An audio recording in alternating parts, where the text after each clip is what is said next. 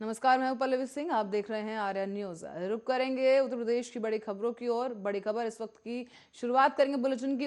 गौतम बुद्ध नगर से एक खबर सामने आई है, जहां प्रस्तावित जेवर एयरपोर्ट मामले ने तूल पकड़ लिया है। मुआवजे को लेकर किसानों की हाई कोर्ट में याचिका दाखिल की गई थी और किसानों की अर्जी पर अब हाई कोर्ट ने एक नोटिस जारी कर दिया है।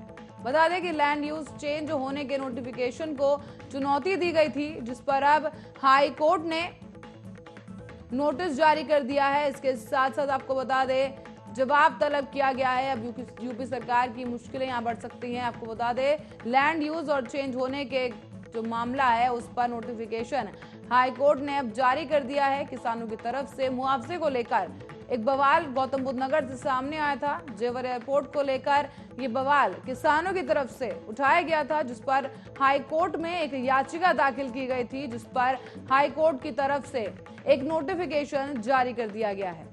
बड़ी खबर इस वक्त की आपको बता रहे हैं लखीमपुर खीरी। आपको बता दें, गौतम बुद्ध नगर से जुड़ी एक खबर है, जहां किसानों की अर्जी पर हाई कोर्ट ने एक नोटिस जारी कर दिया है। बता दें कि लैंड यूज चेंज होने के मामले पर यह नोटिफिकेशन जो है जारी किया गया है। नोटिफिकेशन को चुनौती दी गई थी, जिस पर मुआवजे को लेकर यह बवाल गौतम बुद्ध नगर से सामने आया है।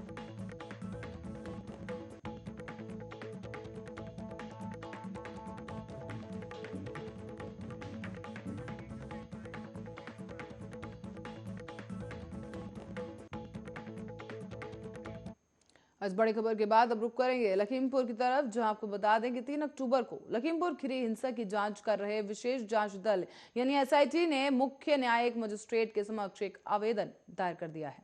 इसके तहत अब 13 आरोपियों के खिलाफ हत्या के प्रयास के आरोपों के अंतर्गत उनके अपराध को दंडनीय बनाने के लिए नई धाराओं को शामिल करने का अनुरोध किया गया। एसआईटी जांच अधिकारी विद्याराम दिवाकर ने पिछले हफ्ते ही सीजेएम की अदालत में आईपीसी की धारा 279, 338 और 304 ए की जगह वारंट में नई धाराएं जोड़ने के लिए एक आवेदन दायर किया है। बता दें कि अपने आवेदन में जांच अधिकारी ने बताया कि घटना सुनियोजित और एक जानबूझकर किया गया कार्य था, न कि लापरवाही थी। जांच अधिकारी ने धारा 279 को बदलने के बाद अब भारतीय दंड संहिता की धारा 307, 326, 34 और 279, 338 और 304 ए को जोड़ने का अनुरोध किया है। 3 अक्टूबर को केंद्रीय मंत्री अजय मिश्रा टेनी के बेटे आशीष मिश्रा को एक एसयूवी की चपेट में आने से 4 प्रदर्शनकारी किसानों समेत 8 लोगों की मौत हो गई थी। इस हिंसा में एक स्थानीय पत्रकार की भी मौत हो गई थी।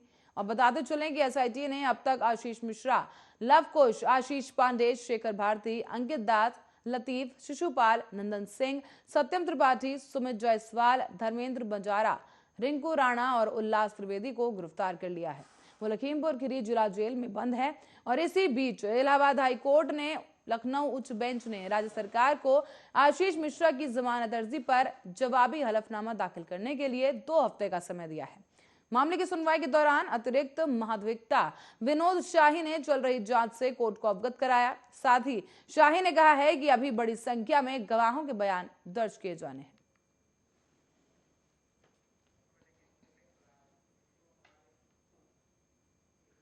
वहीं भूमि अधिग्रहण के मामले में सोमवार को इलाहाबाद हाई कोर्ट में दाखिल किए गए सैकड़ों किसानों की याचिकाओं पर सुनवाई की गई, जहां कोर्ट ने सरकार से पूछा कि भारतीय राष्ट्रीय राजमार्ग प्राधिकरण यानी कि एनएचएआई के अवार्ड की घोषणा के बाद मुआवजे की राशि अधिकारी के यहां जमा करा दी गई।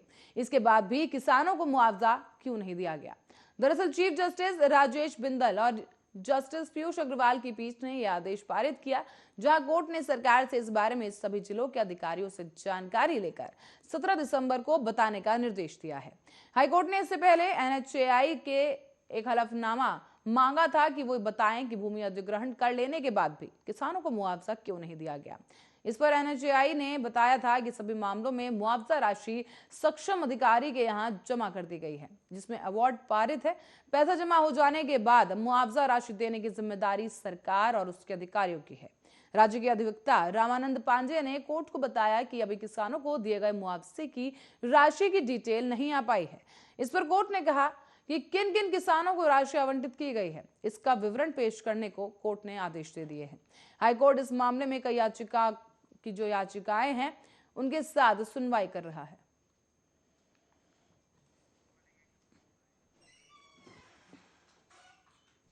और प्रधानमंत्री नरेंद्र मोदी ने मध्यरात्रि को वाराणसी में प्रमुख विकास कार्यों का निरीक्षण किया और कहा कि ये पवित्र शहर के लिए सर्वोत्तम संभव बुनियादी ढांचा बनाने का सरकार का प्रयास है।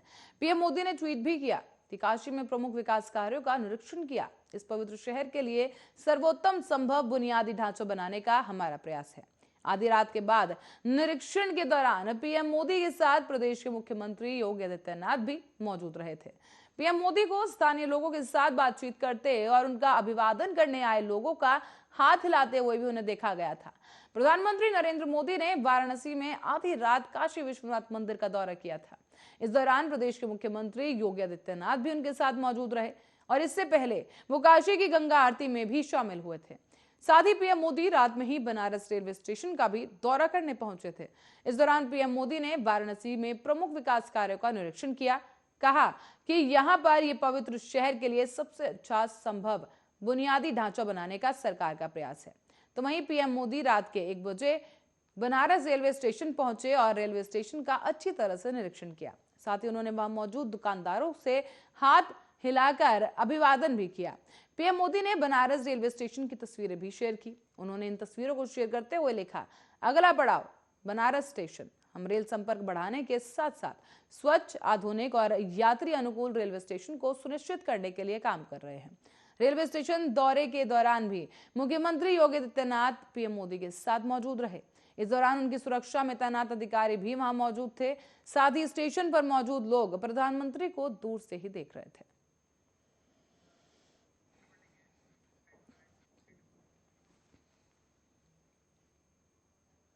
तो प्रधानमंत्री नरेंद्र मोदी ने सोमवार को काशी विश्वनाथ कॉरिडोर के निर्माण कार्य में शामिल रहे श्रमिकों के साथ एक समूह के साथ भोजन भी किया। इसे लेकर उत्तर प्रदेश के पूर्व मुख्यमंत्री और समाजवादी पार्टी के मुखिया अखिलेश यादव ने सवाल उठाए हैं। उन्होंने दावा करते हुए कहा कि सपा ने मजदूरों के पौष्टिक आहार के लिए जो योजना शुरू की थी, उस योजना को क्यों बंद कर दिया गया। सपा प्रमुख अखिलेश यादव ने कहा कि पीएम ने मजदूरों के साथ बैठकर खाना खाया। सपा ने भी कई बार मजदूरों के साथ खाना खाया है, लेकिन सवाल ये नहीं है। सवाल ये है कि मजदूरों को हमेशा पौष्टिक आहार मिलता रहे।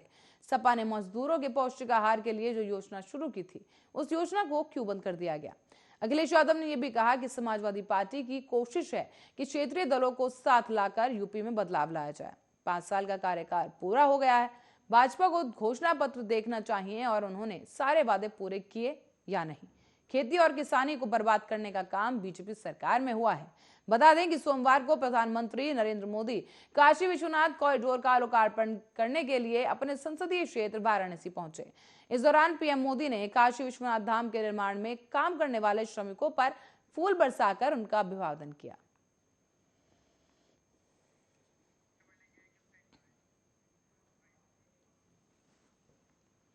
और प्रधानमंत्री नरेंद्र मोदी के काशी दौरे को लेकर समाजवादी पार्टी के मुखिया अखिलेश यादव ने एक बयान दिया है, जिसको लेकर अब बवाल मच गया है। दरअसल अखिलेश यादव ने बयान दिया है कि अंतिम समय पर काशी से अच्छी जगह कोई और नहीं है, इसलिए प्रधानमंत्री को 1 महीने के बजाय 3 महीने तक बनारस में रहना चाहिए। उनके इसी बयान को लेकर बीजेपी के नेताओं ने कड़ी प्रतिक्रिया दी है। दरअसल केंद्रीय मंत्री प्रहलाद जोशी ने कहा है कि एक व्यक्ति का अंत हो जाए, ऐसा बोलना यह अखिलेश की मानसिकता को दिखाता है। अखिलेश को माफी मांगनी चाहिए। उन्होंने ये भी कहा कि अगर वो सच्चे हिंदू हैं तो उन्हें काशी के नए रूप का स्वागत करना चाहिए। राजनीति एक अलग चीज है, उन्हें इसका स्वागत करना चाहिए और अगर स्वागत नहीं करना तो चुप रहना चाहिए। केंद्रीय मंत्री ने यह भी कहा कि किसी भी व्यक्ति से कितना भी मतभेद हो, लेकिन उसके अंतिम क्षण के बारे में ऐसा नहीं बोलना चाहिए।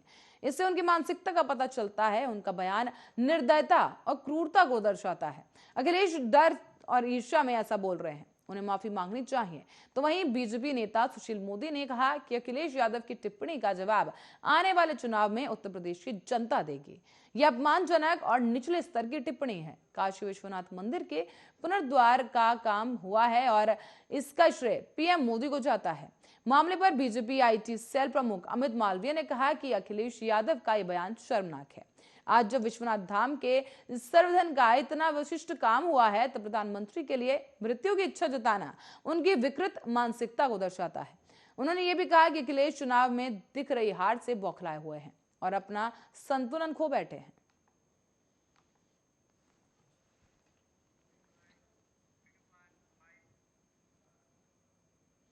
रुक करेंगे अगली खबर की ओर, जहां बहुजन समाजवादी पार्टी की अध्यक्ष मायावती ने मंगलवार को केंद्र और राज्य की सत्तारूढ़ सरकार पर निशाना साधते हुए कहा कि ताबड़तोड़ उन्होंने घोषणाएं कर दी।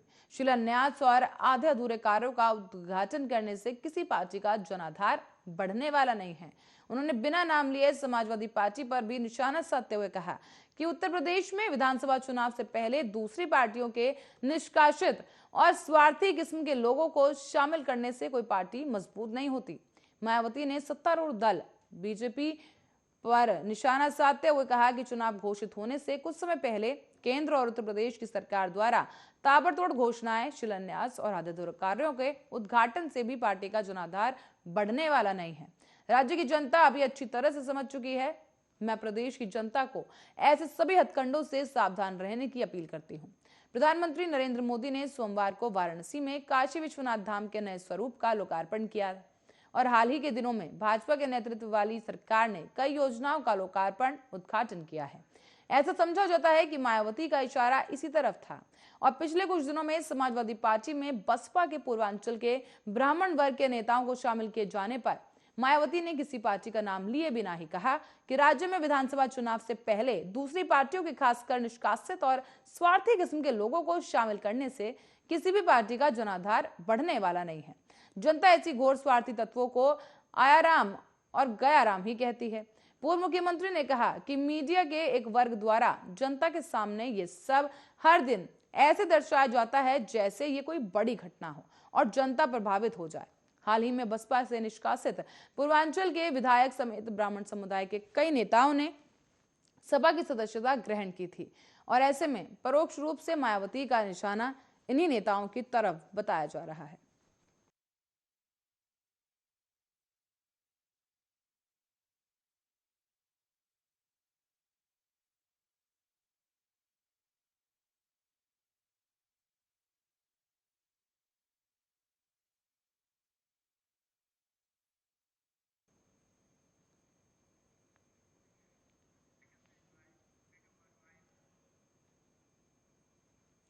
और बढ़ेंगे अगली खबर की ओर, जो कि बहराइच से सामने आई है। बहराइच में जिला सहकारी बैंक कर्मी बैंक मेले को लेकर आंदोलित हैं। दरअसल कोऑपरेटिव बैंक स्टाफ एसोसिएशन के बैनर तले जिला सरकारी बैंक के कर्मियों ने प्रदर्शन किया और सहकारिता मंत्री मुकुट बिहारी वर्मा के खिलाफ नारेबाजी की। उनका कहना है कि जिला सहकारी बैंकों के शीर्ष बैंकों में कूट रचित विलंबन से क्रोशित हैं। उत्तर प्रदेश में स्थिति 50 जिला सहकारी बैंकों की 1300 शाखाओं के साथ उत्तर प्रदेश राज्य सरकारी बैंक में विलय के नाबार्ड के वर्ष 2017 में दिए गए सुझाव और उत्तर प्रदेश शासन द्वारा IIM के प्रोफेसर विकास श्रीवास्तव की अध्यक्षता में अक्टूबर 2018 में गठित की गई उच्च स्तरीय कमेटी की साल 2019 में शासन को प्रेरित रिपोर्ट पर प्रभावशीलाओं के साथ हुई सांठगांठ के तहत प्रदेश सरकार द्वारा 2 वर्षों से भी निर्णय न लिया जाने से शुभ जिला सहकारी बैंकों के कर्मी आंदोलन कार्यक्रमों को अंजाम देने के लिए तत्पर हैं। आपको बता दें कि सहकारी बैंक कर्मियों के साथ एकमात्र राष्ट्रीय संगठन all India cooperative bank employees foundation के संबंध cooperative box staff association Uttar Pradesh के महामंत्री विजय कुमार सक्सेना और राज्य अध्यक्ष साथी विजेंद्र स्वरूप सिंह ने सूचित किया है कि आयुक्त और निबंधक सहकारिता उत्तर प्रदेश कोऑपरेटिव बैंक और उत्तर प्रदेश शासन के सहकारिता विभाग के द्वारा जिला सहकारी बैंकों पर गौर बैंकिंग नीतियों को ठोक कर टेक्नोलॉजी के नाम पर संशोधित का दौरा कर और आर्थिक रूप से कंगाल जिला सहकारी बैंकों को समाप्त करने की साजिश उच्च स्तरीय लूट के लिए पंडित तंत्र प्रतीक होने लगा है। जहां एक और केंद्र सरकार बड़े जिगर बैंकों का महामिलन कर विशाल बैंक का संरचना के पक्षधर हैं, वहीं प्रदेश सरकार के सहकारिता मंत्री दिग्भ्रमित होकर माननीय मुख्यमंत्री उत्तर प्रदेश की विलीनीकरण की कार्य योजना को क्रियान्वित होने से रोकने में जी जान से जुटे हैं। 2 पदाधिकारियों ने सूचित किया है कि जन जागरण और मुख्यमंत्री का ध्यान आकर्षित और समाधान के लिए पूरे प्रदेश में जिला सहकारी बैंक को मध्य अवकाश में मुख्यालय पर प्रदर्शन और बैंक सीईओ के माध्यम से ज्ञापन का वाणिज्य बैंक के साथियों को नैतिक समर्थन और विलीनीकरण की मांग को लेकर ज्ञापन सौंपना है।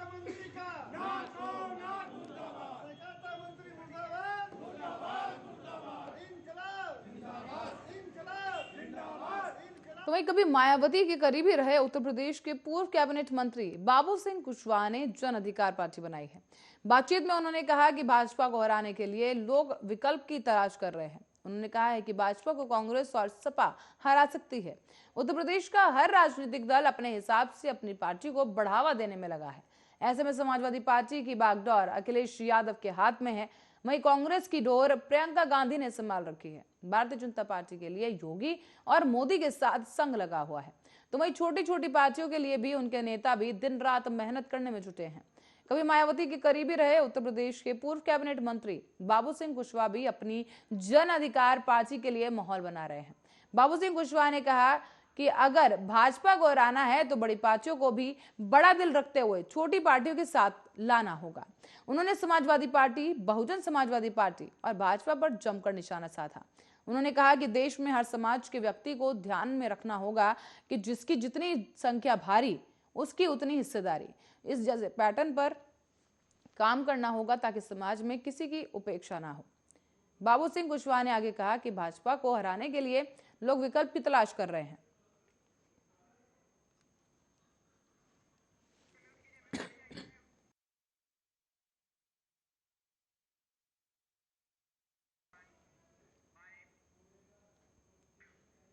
कई बार रिश्तों को निभाने और खुद को साबित करने के लिए मुश्किल हालातों का सामना करके कई महिलाएं मिसाल बन जाती हैं।